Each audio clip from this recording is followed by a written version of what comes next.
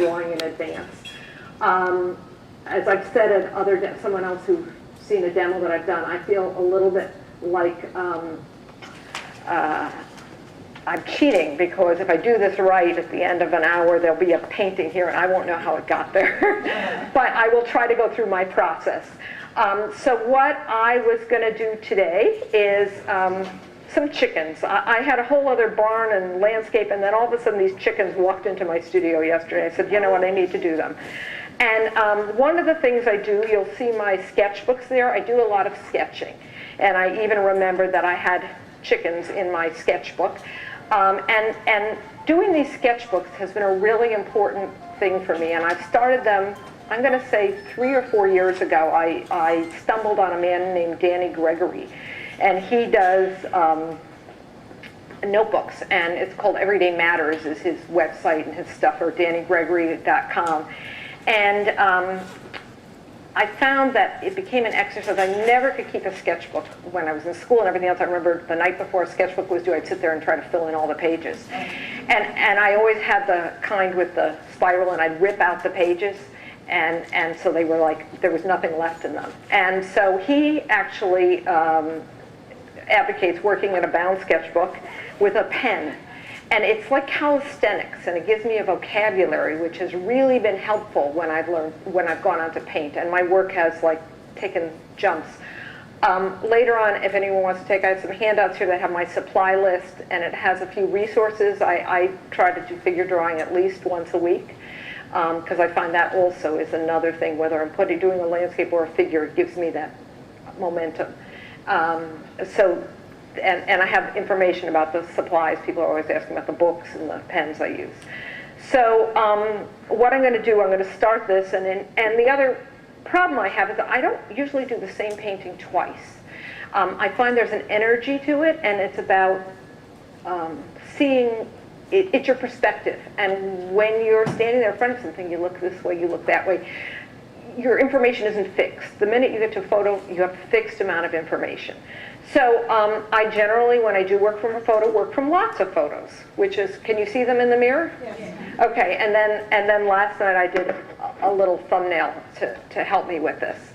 So, okay. I said, you know, Julia Childs has, when she does on her TV show and she's making food, she has an advantage because they cut to a commercial break, and then all of a sudden she pulls out this lovely cake that's been in the oven after she's just poured everything in.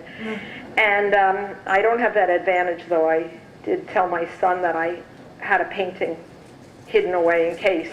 And he said, that's cheating! So I'm going to just like rough in these guys. And the other advantage of something like this is I don't have all the information, so some of it I have to make up. And that's the energy that comes from it. So it's a combination of what you know and what you make up. So, and the other thing that, you know, Mel Stabin, I had a quote from him. I was looking at one of his books recently, and he said, watercolor likes to misbehave. It's the best it is at its best when it's set free and does what it wants. Technical proficiency is just the beginning. And I believe that. I think very strongly you could have all the technique in the world, and I could grid this up and come out with a perfect, you know, copy of the painting, and it could be lifeless. So when I did the first painting in this experiment for this demo, you'll see, because I'll show it to you later, it was horizontal. And I had it all done, and then I thought, you know, I need this sign in here. So some of these elements came to me. I tried to make a few of the decisions in advance so that I wouldn't be as nervous. All right, so this is my chicken, and I'm looking for a good composition, you know, the circular thing happening. I like this table, which it sort of started with this photo, which has a table in it, the geometry. And again, this is a little bit under the gun, and in that way it's a little bit like plein air painting. And Robert McDonald, who judged the quick draw in Vermont, said something about how there's and I don't remember the statistic, I think like a 60% failure rate with plein air. And I think that's probably true, you know, and that's what, you know, when people say, how long did that take you? Well, it took me an hour and a half, but it took me 5 years.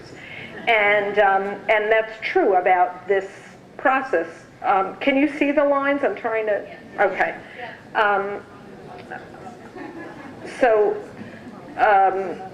It's really about, so I'm hoping that this isn't the 40% today. But again, the trade-off is you have this amazing energy that comes from that tension that, to me, if I make all my decisions in advance and came with a gridded up photo, I wouldn't have. So this line, and if you look later at my sketchbooks, they have that same kind of dancing quick line, which is part of it. A big piece to me is letting the tools do what they do, and they create the thing. So, well, in this case, the pencil line, but later the brushes, you'll see the edges of the brushes, the way they move. You know, you don't want to fight your material. So. And in fact, in this case, I had done this drawing, and then I thought, oh, I remember an egg sign. I seem to remember, and I pulled out there was an egg sign, but it was very different, so I just... the other thing about drawing is, about doing these sketchbooks, is that you have a vocabulary, and I think that's what this whole thing is about, is developing a vocabulary, both of visual images and how things work, of brush strokes, of marks, of compositions, and that's why I can't stress doing sketches enough. As I said, it's just like calisthenics, or, you know, I guess runners who do. So I have this kind of curve going, and I think I'm gonna put a little guy in here. Let me see if I have a little guy, or I'll make him up. Bless you. A little brown guy here. So, you know, and the hardest thing for me was learning to let go, and yet it's the most rewarding piece of this. So, all right.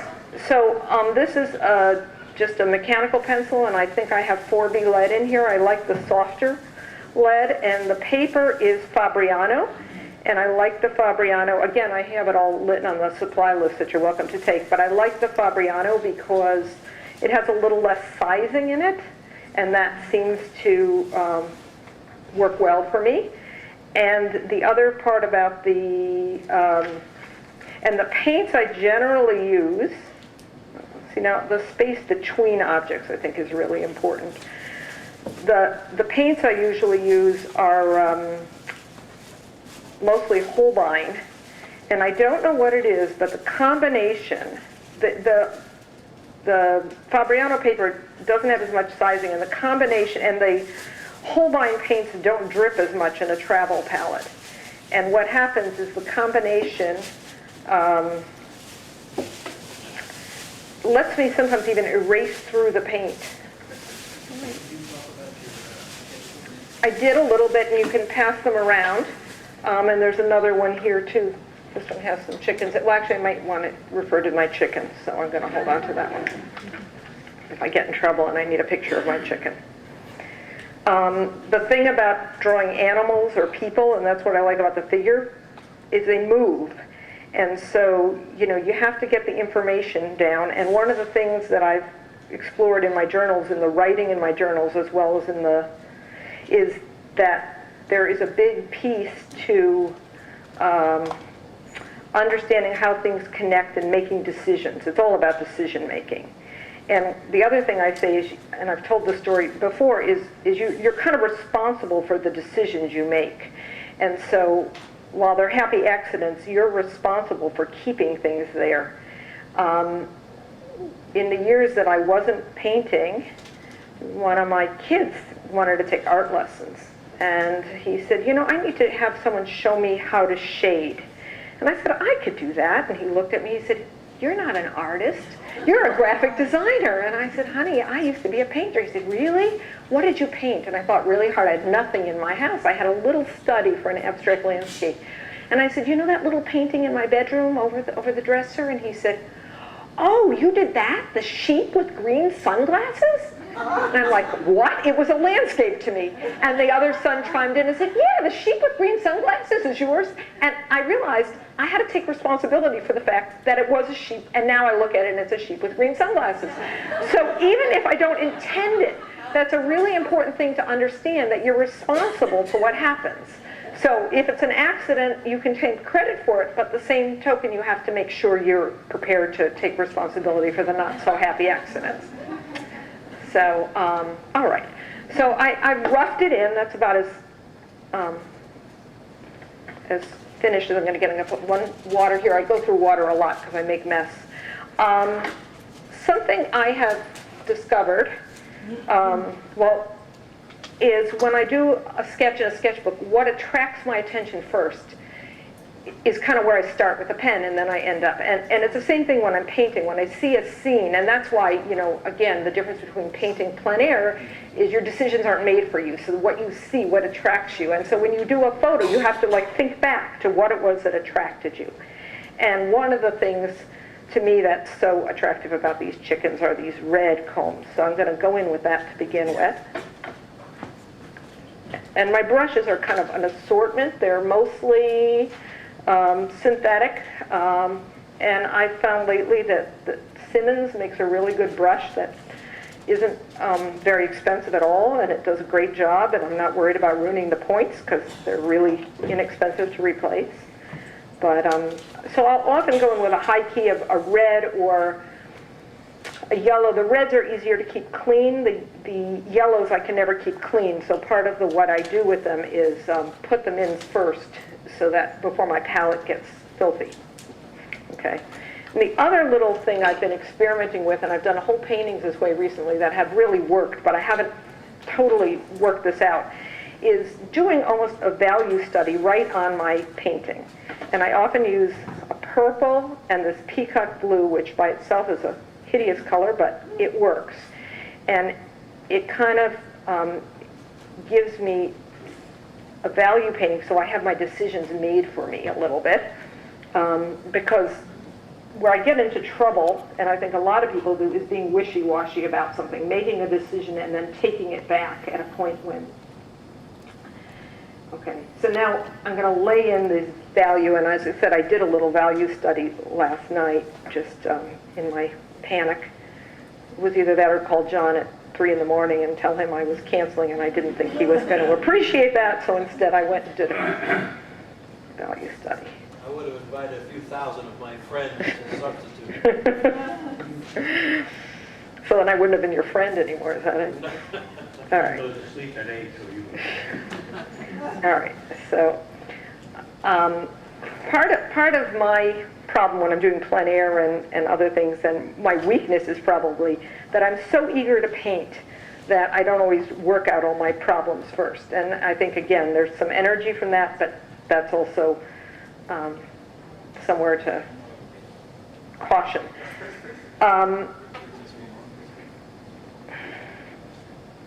So I'm treating this a little bit like a plein air painting. But I'm not just painting the backgrounds, I'm also going to put in some of the tone under the chickens, and their bottoms going to be a little.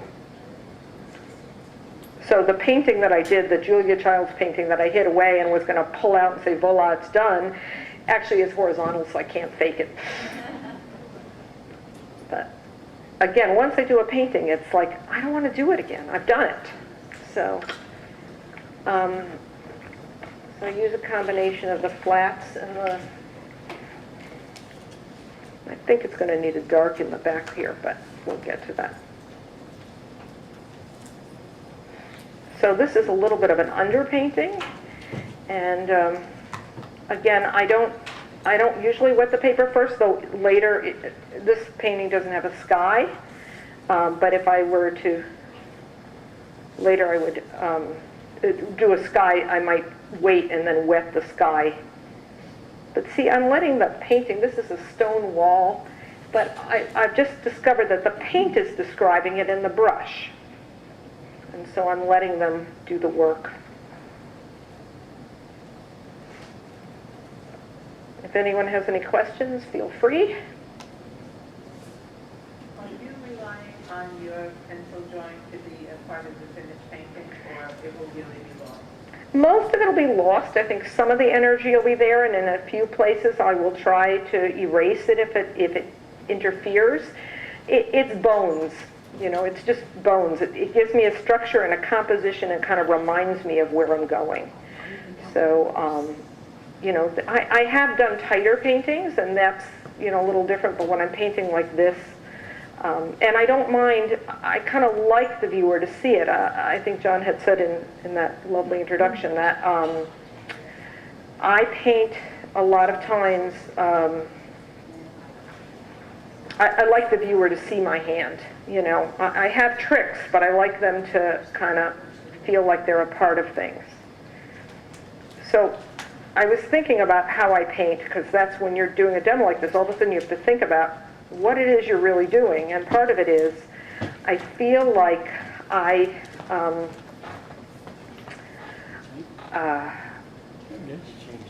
have to, talking and painting is not my forte. I'm making decisions as I go. I'm seeing what's important, and then I'm looking at the shapes and the way they connect themselves. Compositionally, I think after I do a drawing, I kind of think about it in quarters and look that each quadrant has different shapes in it, and I think that's a really good key to see how it works. I also like to feel that my paintings have a little bit of humor in them, and I don't know why that is, but I say a lot of times animals just wander into my paintings, and I like that feeling of the sense of humor, and I think that's what, in this case, the table does, the sign does. Water under that sponge, and how are you using that? Sponge? There's no sponge. Is that dirty water? This is dirty water, filthy water. That's why when I do yellows, I do them first. It's actually not that dirty. The container is dirtier than the water. All right. So, and the other thing I have to remind myself is to keep stepping back and looking at what I've done.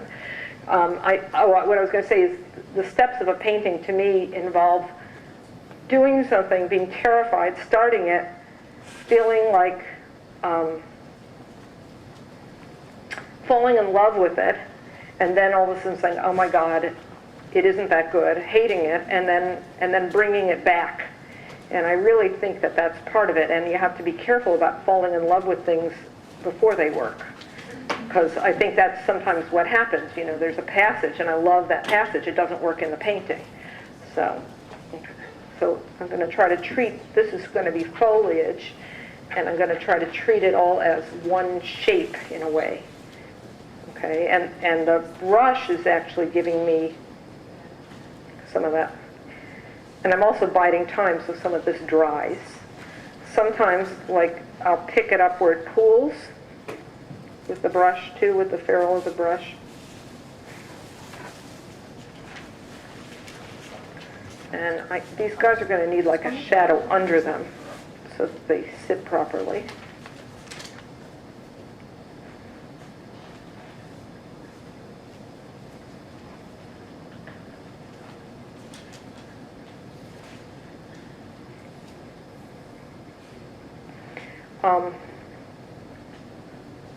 So I've got some of those like major decisions made, and now I make my new decisions based on those.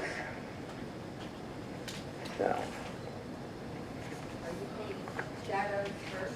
Yeah, I'm painting my darks and my shadows first. As I said, I started doing this a little bit this summer when I was working plein air, because what I found is the light kept changing, and I kept making new decisions, and was getting wishy-washy.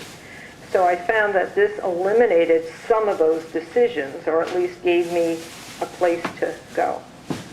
the other analogy I've come up with recently is that painting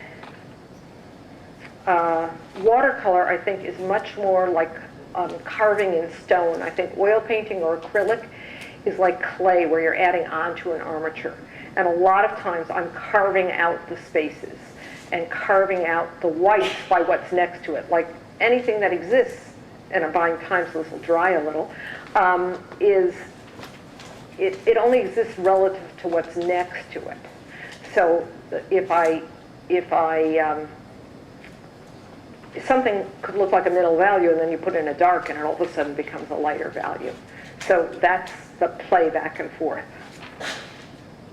Okay, so we've gotten some of this in. And one of the things I think that I love about these chickens is their wonderful textures. So I'm going to work on that. The other little thing that I've found, I'm feeling for which is my quinacridone gold and which is my burnt sienna. I can never tell them apart in the palette. I work with this little palette, and part of that is because it's the same one I use in plein air.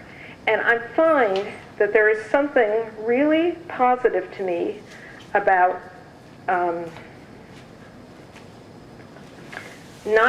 about knowing my tools and not having to think about where the colors are. It gets to be second nature. So by using the same palette, even though I used to use like a Pike's palette, in some ways that's really nice, it is nice to be able to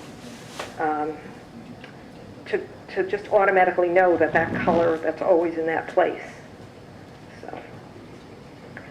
So now, by adding color on top, the transparencies are working for me.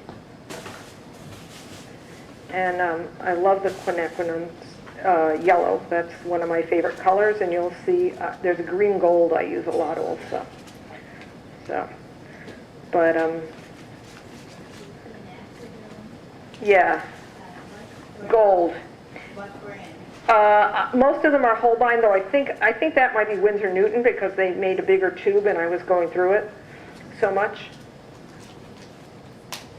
Again, I don't know for me that the Holbein has less oxgall in it or no oxgall in it, and that makes a difference. I haven't experimented. I keep meaning to experiment with oxgall in a bottle and seeing what adding it does, having the control over it.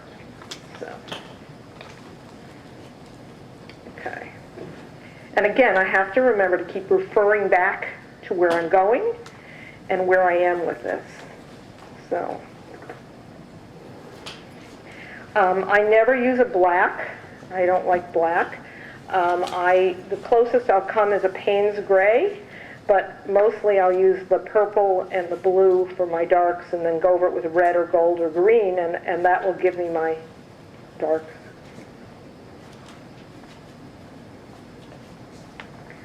And the other thing is that the complements sing, that's what creates the energy.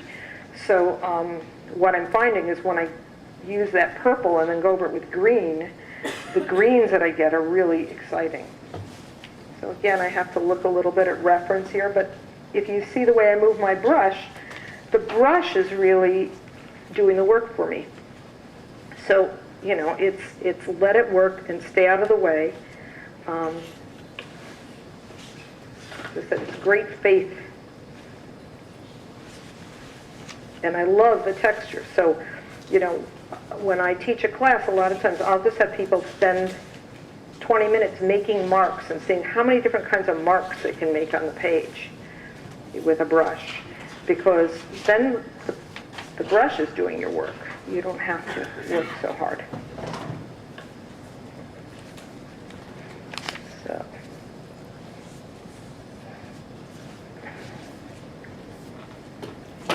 And again, as I said, I didn't grit it out. It's not exact. And there's kind of an energy. And when I move my brush, I try to move it along the planes of the chicken itself or the object itself.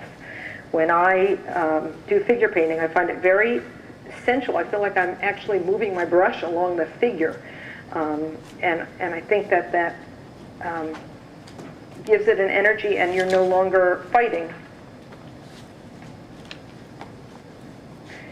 So these chickens, I'm trying to use these big plain areas against this texture. Now, this gold kind of bled into here, and I like it, but it's just a little too whatever. So the other thing is that I found the reds can actually be shadows, especially when you're doing figure painting.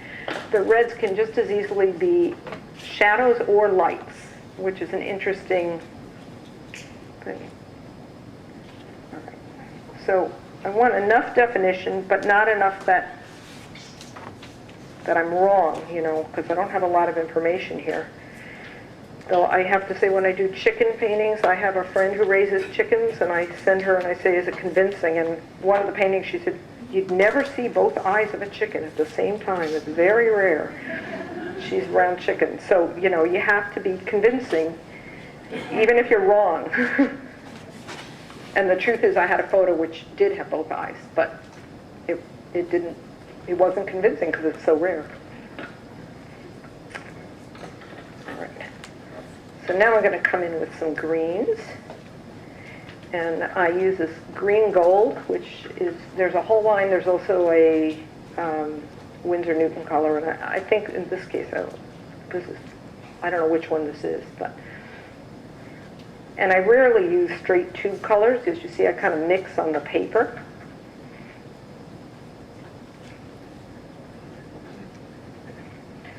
So I'm going to use the point of the brush to give me.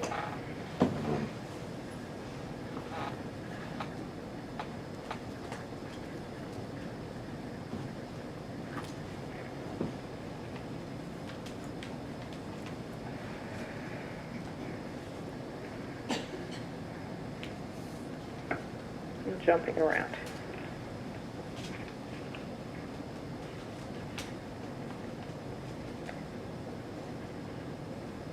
I also somehow find that lettering creeps into my paintings. That's like the man-made element that's kind of...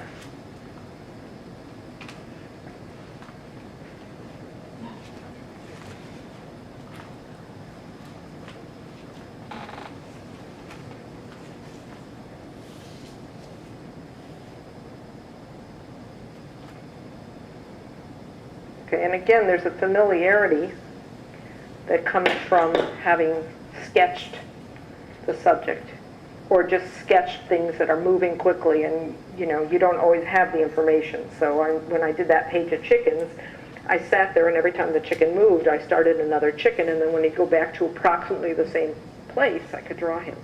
But I can call on that vocabulary. And the thing about the sketchbook that I find so interesting is when I draw something in my sketchbook, I mean, like at this moment, because I remember painting these chickens, they were just a little element in a much bigger, actually, they were in, the same day I painted that barn with the sheep, there was another painting I did, and I had chickens in the foreground. They were little guys, but I can smell the barnyard as I'm doing this, and that's the thing that happens when you,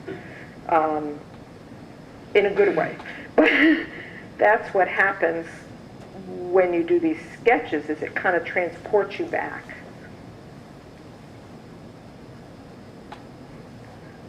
Whereas when you take a quick photo, you usually don't have that relationship with the...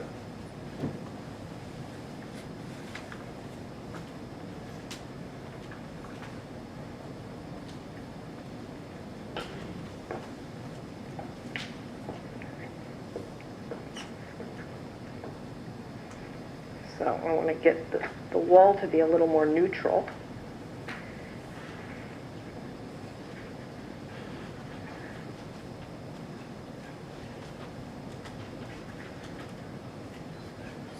Now this is like an ochre over that blue, and it gives a nice, rich... There's something about them being complements and working on top of each other that you're taking full advantage of the transparency. So again, I'm kind of carving out this guy. Now I'm trying to figure out, keep my darks consistent.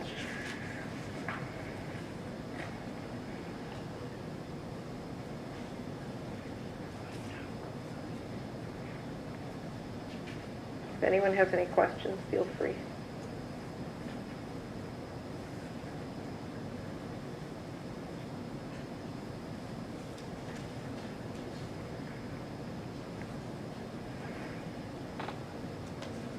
I also got accustomed doing plein air. I usually work on a block and a little smaller just because I have to handle framing and everything else while I'm out in the field. So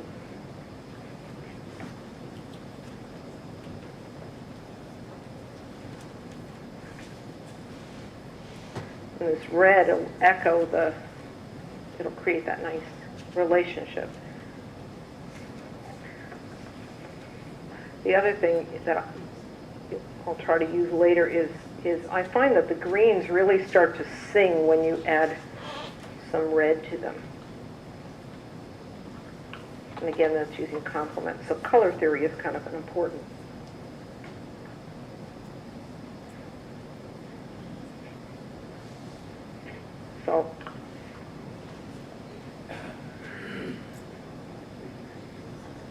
So again, this is where I'm talking about carving out shapes.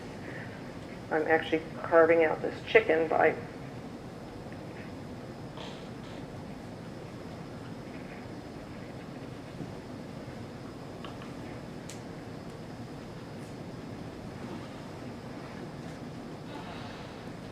pointy brush. How am I doing on time?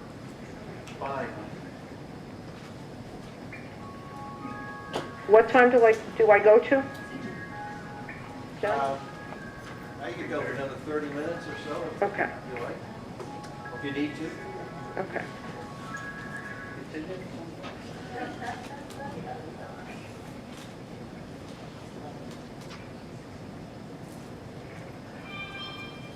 Hello.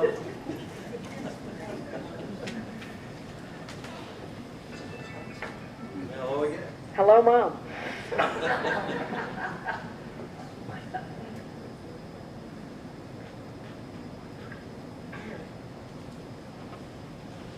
forgot to mention in the intro that Marilyn is going to raffle the painting off, so I'll have an announcement about that. You're waiting to see, giving people a chance to see if it works. Make sure it comes out okay. Right. Also, I forgot to mention, where's Nina? Is she here? Nina Hall? She asked me to do a favor for her, and I moved. She's working on a workshop. Who's the artist? Don Andrews. Landscape, figures landscape. There's a sign-up sheet on the table in the back here if you want to take a look at that. All right? Okay? He's wonderful. I'm actually thinking of taking that workshop. He's amazing.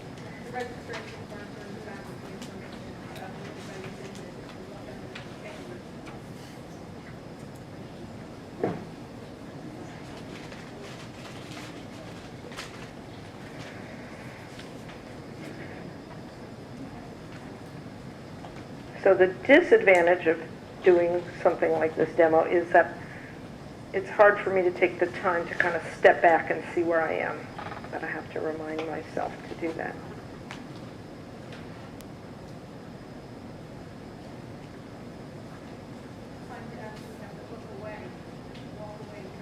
Yeah, and it's hard when you're feeling a time constraint. It's not as easy as. A couple of months ago, somebody had a reverse magnifier. You don't have to set that. I know someone who uses a mirror, but I don't know that those tricks. Oh, you mean it just makes it smaller? Yeah. Well, I don't know if it's as much stepping back or taking the time to be a little more objective. And I think that's the piece. Again, I sometimes fall in love with what the paint does, and that can be a downfall for me.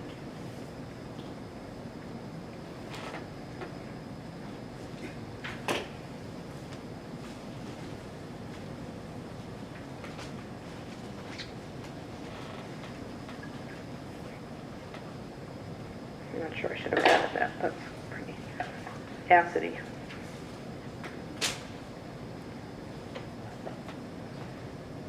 So I jump back and forth, as you can see, between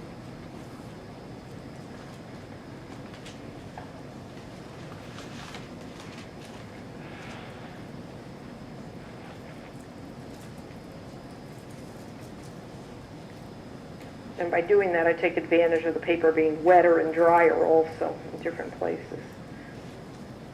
So the other thing that I like to do is relate the figure and the ground.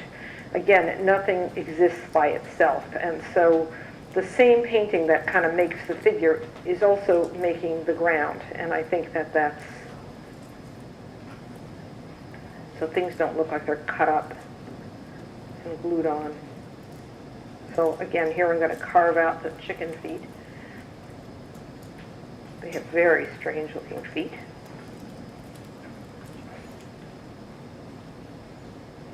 Marilyn, you talked while I was busy running around doing something, I don't know what it was. Did you talk to them about your plein air work? Well, I just said I did a lot of it. I started doing that, John's responsible for that, it's his fault. He told me about the New Jersey Society of Plein Air Painters, and I started going on Wednesday mornings, I guess. This year I did not do that as much because I did a lot of multiple day plein air events, and that was really exciting. You paint with a lot of really wonderful artists. A lot of them are not watercolorists. It kind of gave me a hankering to get back and do some oil painting, and I might do that sometime. But so you go to a venue and you paint for 3 or 4 days. They usually give you a map and some restriction about where you could paint. They sign the canvas so they know that you've done it that day, that you're not putting in a painting that you've done before. Some people take it extremely seriously and are out there scouting days before. I can't do that. I just have to have fun with it and not take it too seriously. But I really enjoyed it, and I had a lot of success, and I learned, it was like the most amazing, it was like taking a workshop, because I learned so much from doing that much painting in that long a time. Okay, so I've been kind of ignoring up here. I really have been enjoying what's going on down there. So, and with some leaves. It's not the right color. Let's see. And again, I don't paint scientifically. Like I don't always know exactly what color I'm using. A lot more green in there.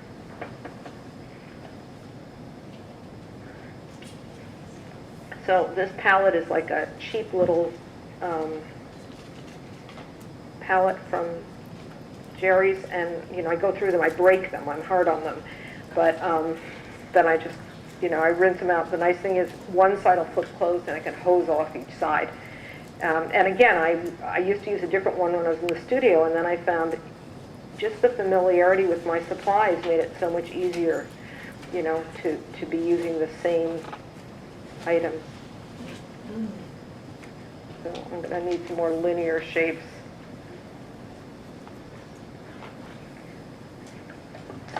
So what's not working here is this kind of trunk, which I didn't mean it to be. And so I'm going to pull in here and see if I can. Any advice is appreciated.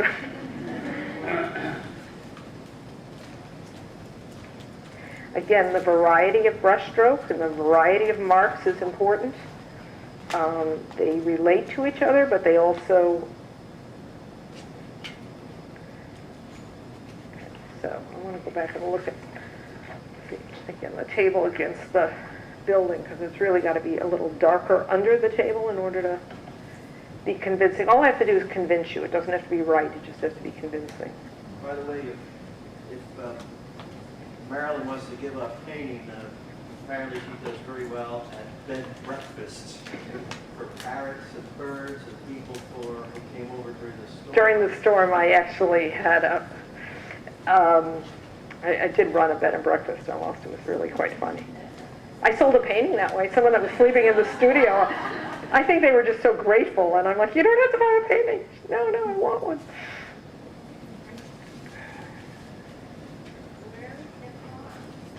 This farm?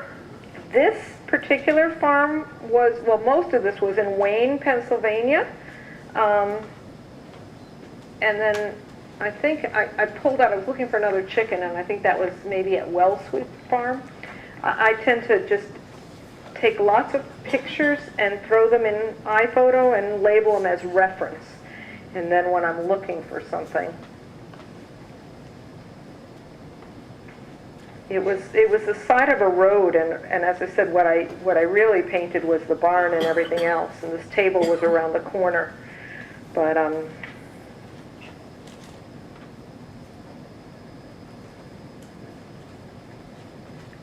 so again, this is like carving out that shape to make him a little distinctive.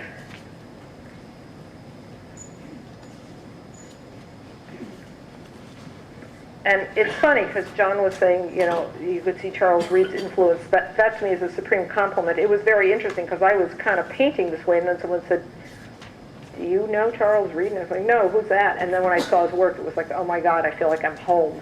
So I think it's really important for you to find influences that work for you. And people paint different ways, and every once in a while I'll say to myself, "Oh, I should paint very disciplined and, you know, very, you know, I admire really." But it's kind of not my nature. So I think it's important to try different things, but to kind of be true to your nature too. So one of the things with point, I have to kind of change it somehow because all these shapes align and they shouldn't. I'll take care of it. No, sure. So I want to vary the.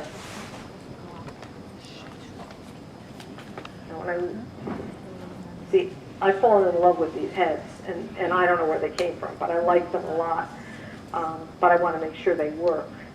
And right now I think they're a little too isolated. So I'm going to go back in around them.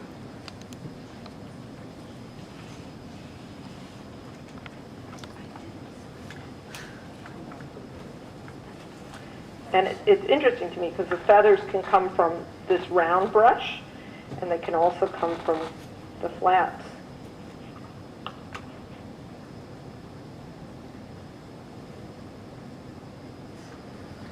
Where was I?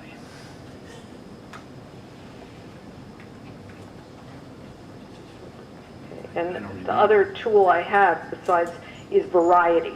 You know, I think that that's an important. You need a disc. We'll see.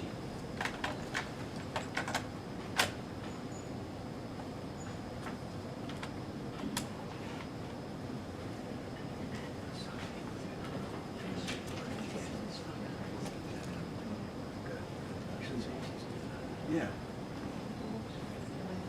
And every time I do a painting, I'm always amazed, like, that I remember how to paint.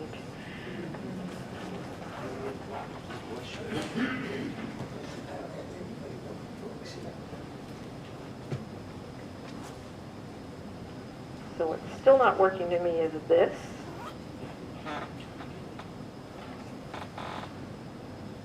Maybe if I put a shadow behind it.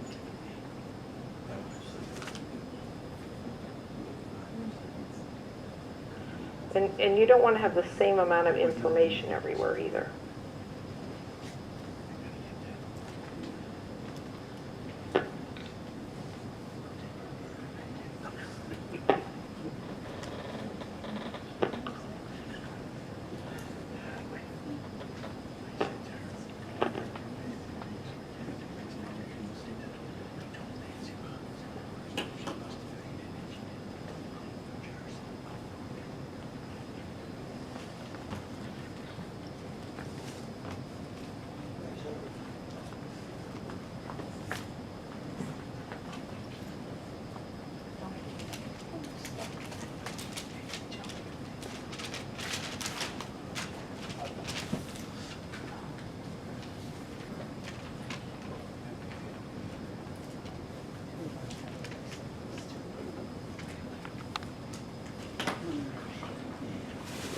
Shape is something, again, about taking responsibility for it because it doesn't belong there.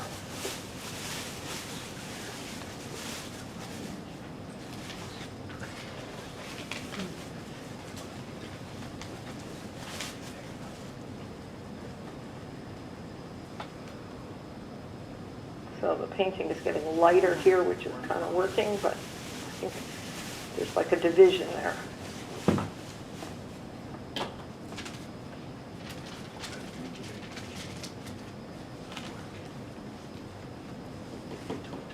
this, you know, when you're doing architecture, I think you have to be a little more consistent with the light and think it through.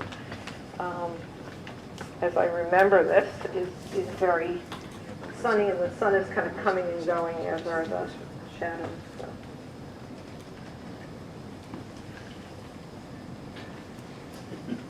I like to use the brush kind of calligraphically.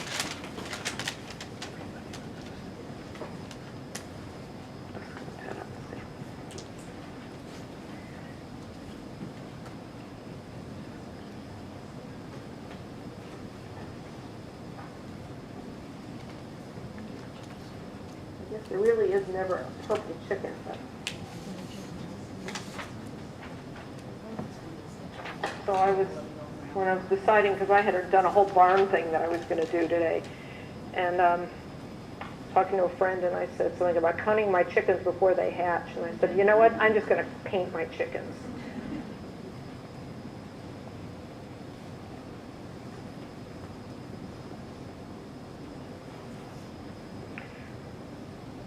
And whoever was that asked me about the pencil line, see, I like that pencil line. But it's a little too pure white.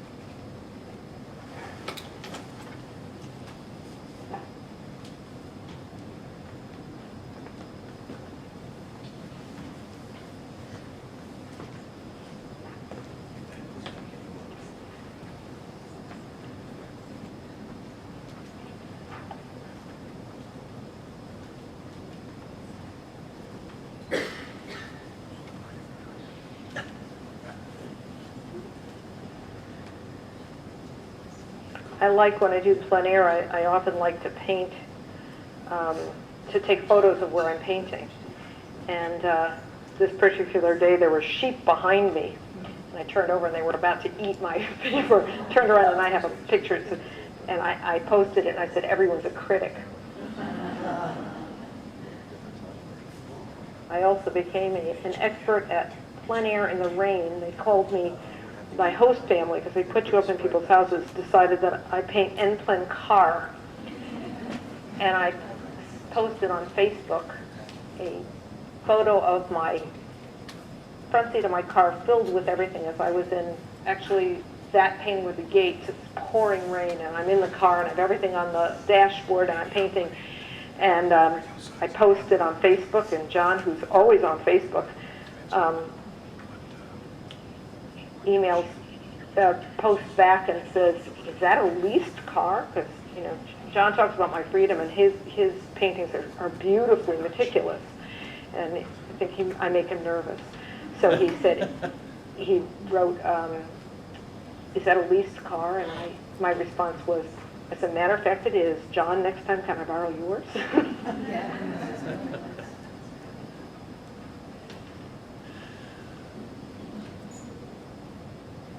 Again, this is that carving, you know, and I'm not exactly sure what's going down here, but it needed a dark and it needed to define a little more.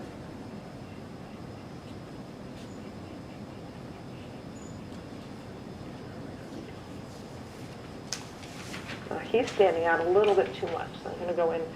Somehow it needs to be one of those red. A little dark.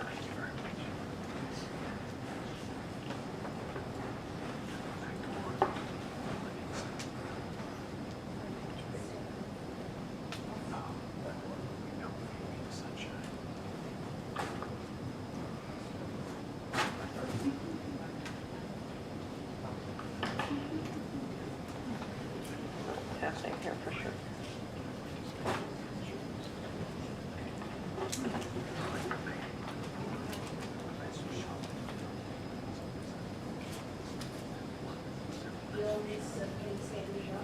No, well, I used to. I haven't painted standing up in a long time. I have knee issues, so I have knee replaced. When I started painting, it was just the plein air stuff was before that, and I used to always sit down. I have like a camping stool.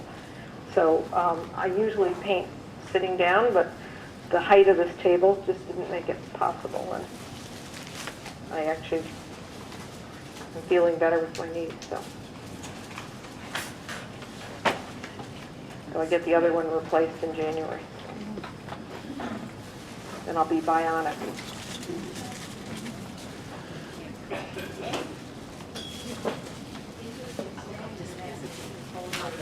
Yeah, I was down in Ocean County Art Association. I took a workshop there, and there's a woman, Lorraine. I don't know, if you come over later, it has a sticker on it. She makes them, and it works nicely. Also, a Kleenex box works nicely too. And I usually work, I have a little easel, a tripod. That I work with. Yeah, have her come. Yeah, if you move your chair, I'll move this here.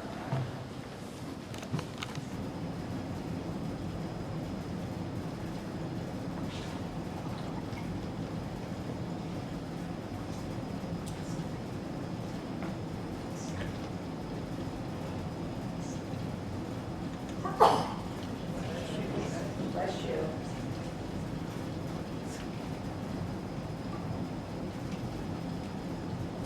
Bring this a little up here.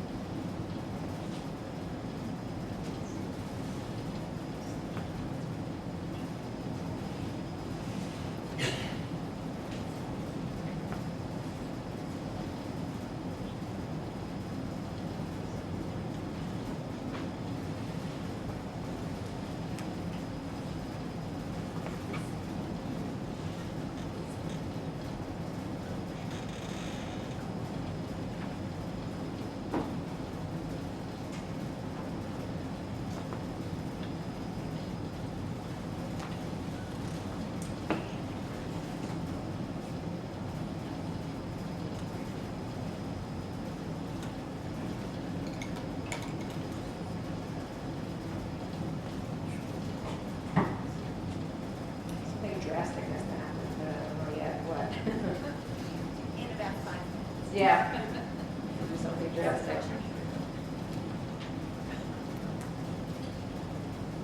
Yeah.